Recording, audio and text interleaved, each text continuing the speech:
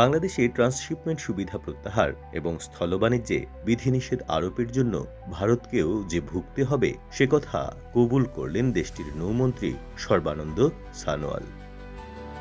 তিনি বলেছেন, এর ফলে ইন্দো বাংলাদেশ প্রোটোকল রুটে ভারতের উত্তর পূর্বাঞ্চলের সঙ্গে পশ্চিম অংশের বাণিজ্য ক্ষতিগ্রস্ত হবে।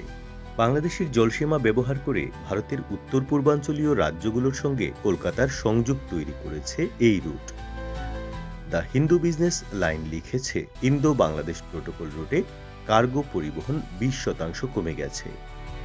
পৃথিবীর দীর্ঘতম রিভার ক্রুজ এমভি গঙ্গাবিলাস বাংলাদেশের জলসীমা এড়িয়ে সংক্ষিপ্ত পথ খুঁজছে, এমনকি নৌযানটি যাত্রীও পাচ্ছে না।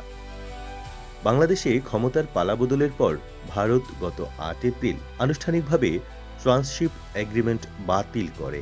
এই চুক্তির আওতায় বাংলাদেশ ভারতের স্থলশুল্ক স্টেশন ব্যবহার করে অন্য দেশে পণ্য রপ্তানি করত। ভারতের স্থল ও বিমানবন্দর ব্যবহারের সুবিধা নিয়ে বাংলাদেশের পণ্য যেত ইউরোপ, পশ্চিম এশিয়া ও অন্যান্য অঞ্চলে। কিন্তু বাংলাদেশের রাজনৈতিক পট পরিবর্তনের পর ভারত এই চুক্তি বাতিল করেছে, যার প্রাথমিক কারণ হিসেবে তাদের বন্দর ও বিমানবন্দরে লজিস্টিক চ্যালেঞ্জ ও জটের কথা বলেছে। এরপর এপ্রিলের 15 তারিখে বাংলাদেশের বন্দর দিয়ে ভারত থেকে সুতা আমদানি বন্ধ করে ঢাকা। ফলে ভারতের টেক্সটাইল মিলগুলোর সরবরাহ শৃঙ্খল ব্যাহত হয়। বিশেষ করে সেখানকার যারা রং করা ভ্যাট বসানো সুতা বিক্রি করেন তারা সমস্যায় পড়েন। এরপরেই ভারত পাল্টা পদক্ষেপ হিসেবে তাদের স্থলবন্দর দিয়ে বাংলাদেশের তৈরি পোশাক সহ 7টি পণ্য আমদানিতে নিষেধাজ্ঞা দেয়।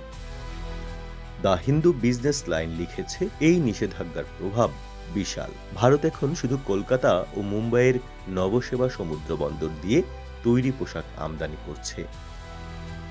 উত্তর পূর্বাঞ্চলের ত্রিপুরা, আসাম, মেঘালয়, মিজোরাম, পশ্চিমবঙ্গের ফুলবাড়ি ও চেংরাবান্ধা সহ অন্যান্য 11টি স্থলবন্দর দিয়ে 7 ধরনের পণ্য আমদানি বন্ধ রেখেছে।